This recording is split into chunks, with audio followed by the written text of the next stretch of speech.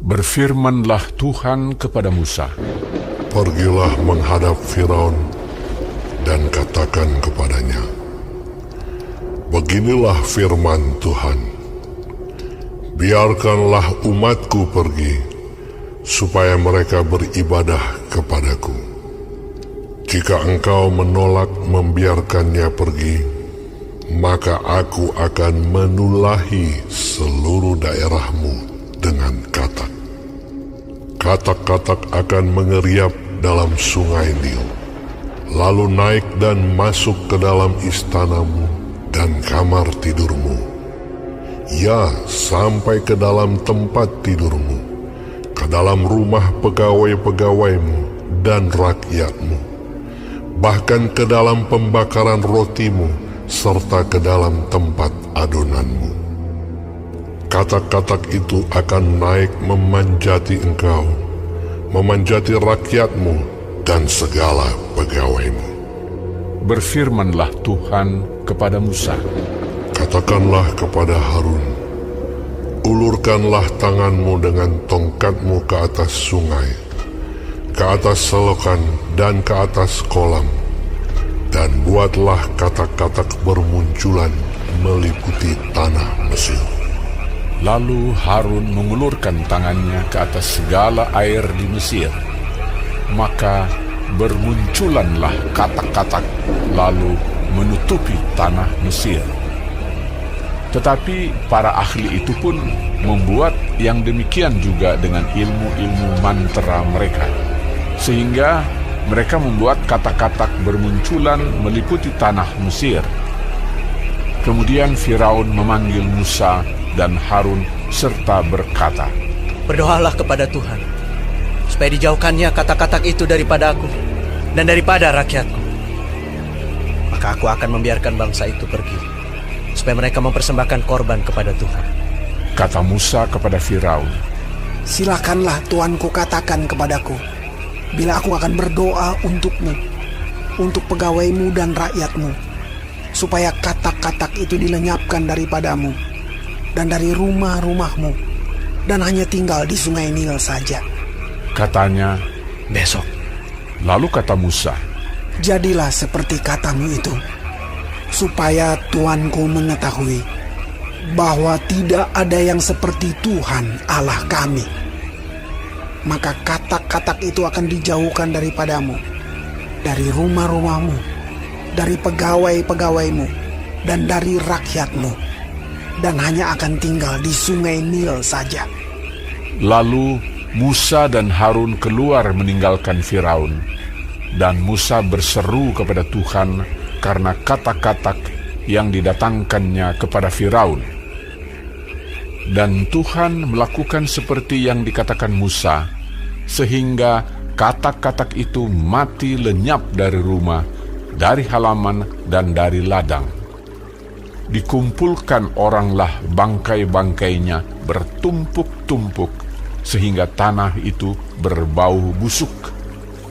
Tetapi ketika Firaun melihat bahwa telah terasa kelegaan, ia tetap berkeras hati dan tidak mau mendengarkan mereka keduanya, seperti yang telah difirmankan Tuhan. Berfirmanlah Tuhan kepada Musa, Katakanlah kepada Harun, ulurkanlah tongkatmu dan pukulkanlah itu ke debu tanah, maka debu itu akan menjadi nyamuk di seluruh tanah Mesir. Lalu mereka berbuat demikian. Harun mengulurkan tangannya dengan tongkatnya dan memukulkannya ke debu tanah. Maka nyamuk-nyamuk itu hinggap pada manusia dan pada binatang.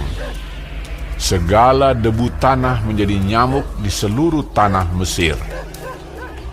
Para ahli itu pun membuat yang demikian juga dengan ilmu-ilmu mantranya untuk mengadakan nyamuk-nyamuk. Tetapi mereka tidak dapat. Demikianlah nyamuk-nyamuk itu hinggap pada manusia dan pada binatang. Lalu berkatalah para ahli itu kepada Firaun, Inilah tangan Allah. Tetapi hati Firaun berkeras, dan ia tidak mau mendengarkan mereka. seperti yang telah difirmankan Tuhan. Berfirmanlah Tuhan kepada Musa, Bangunlah pagi-pagi dan berdirilah menantikan Firaun pada waktu biasanya ia keluar ke sungai. Dan katakanlah kepadanya, Beginilah firman Tuhan, biarkanlah umatku pergi, supaya mereka beribadah kepadaku. Sebab jika engkau tidak membiarkan umatku itu pergi, maka aku akan melepaskan pikat terhadap engkau, terhadap pegawai-pegawaimu, rakyatmu, dan rumah-rumahmu, sehingga rumah-rumah orang Mesir, bahkan tanah di mana mereka berdiri, akan penuh dengan pikat. Tetapi pada hari itu, aku akan mengecualikan tanah Gosyen, di mana umatku tinggal, sehingga di sana tidak ada terdapat pikat, supaya engkau mengetahui bahwa aku, Tuhan, ada di negeri ini. Sebab aku akan mengadakan perbedaan antara umatku dan bangsamu. Besok tanda mujizat ini akan terjadi.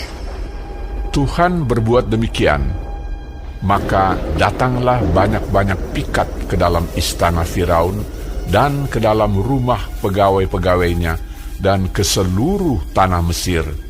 Negeri itu menderita karena pikat itu.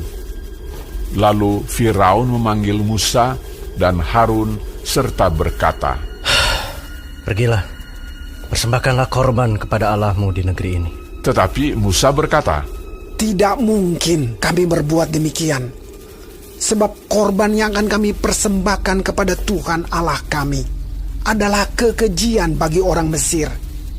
Apabila kami mempersembahkan korban yang menjadi kekejian bagi orang Mesir itu di depan mata mereka, tidakkah mereka akan melempari kami dengan batu? Kami harus pergi ke padang gurun 3 hari perjalanan jauhnya untuk mempersembahkan korban kepada Tuhan Allah kami, seperti yang difirmankannya kepada kami. Lalu kata Firaun, Baik, aku akan membiarkan kamu pergi untuk mempersembahkan korban kepada Tuhan Allahmu di padang gurun.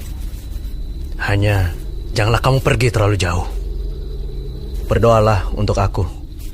Lalu kata Musa, Sekarang aku keluar meninggalkan tuanku dan akan berdoa kepada Tuhan, maka pikat itu akan dijauhkan besok dari Firaun, dari pegawai-pegawainya dan rakyatnya.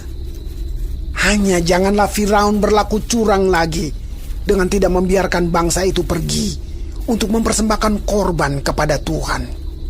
Sesudah itu keluarlah Musa meninggalkan Firaun, lalu berdoa kepada Tuhan.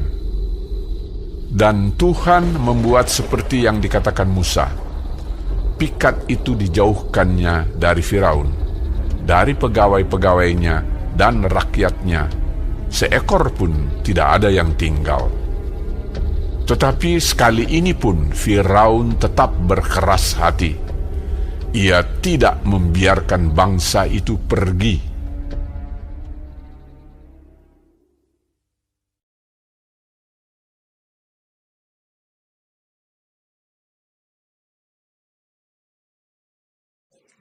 Shalom semua jemaat Tuhan, kembali kita di dalam pendalaman Alkitab Clearsight.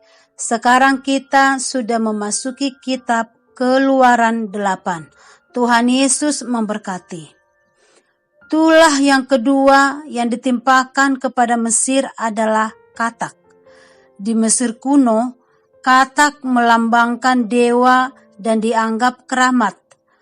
Melalui tulah ini, Tuhan sedang menyerang dewa-dewa Mesir untuk menunjukkan bahwa kuasa Tuhan jauh lebih unggul, jauh lebih hebat dari kekuatan-kekuatan gaib Mesir.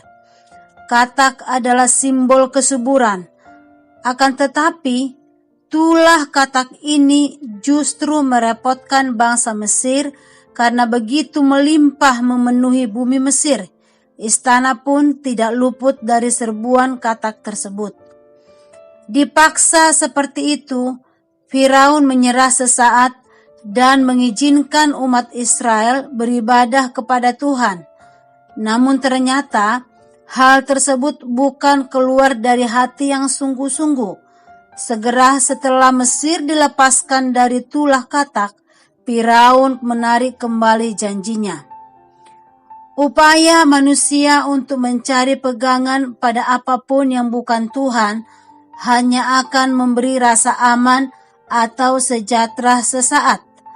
Meskipun Tuhan telah menghukum Mesir dengan 2 tulah dahsyat, Firaun tetap mengeraskan hati dan mengingkari janji. Namun di tulah yang ketiga, yaitu nyamuk, para ahli sihir Mesir tidak berdaya. Mereka tidak mampu meniru mujizat yang dilakukan Harun dengan tongkatnya yang menghasilkan nyamuk dari debu tanah. Bisa kita bayangkan betapa sangat terganggunya orang Mesir. Nyamuk-nyamuk hinggap dan menggigit di mana-mana, baik itu manusia maupun binatang. Seruan para ahli di ayat 19 dikatakan, lalu berkatalah para ahli itu kepada Firaun, inilah tangan Allah. Tetapi hati Firaun berkeras, dan ia tidak mau mendengarkan mereka, seperti yang telah difirmankan Tuhan. Menyatakan pengakuan mereka bahwa kuasa Allah Israel jauh melebihi kekuatan mereka. Sayang sekali, lagi-lagi Firaun mengeraskan hatinya. Tulah yang keempat ditulahkan, yaitu lalat pikat yang sangat menyengsarakan bangsa Mesir, tapi tidak dialami oleh bangsa Israel. Allah membuat perbedaan antara bangsa Mesir dan umatnya. Ia mengecualikan tanah Goshen di mana umat Israel tinggal di sana. Allah melakukan ini bukan karena ia tidak mengasihi bangsa Mesir, melainkan ia ingin menyatakan kuasanya di tengah-tengah bangsa Mesir. Perlindungannya melegakan hati. Menyadari perlindungan Allah terhadap kita, seharusnya itu membuat kita semakin dekat dan memautkan hati kita hanya kepada Allah. Amin. Tuhan Yesus memberkati.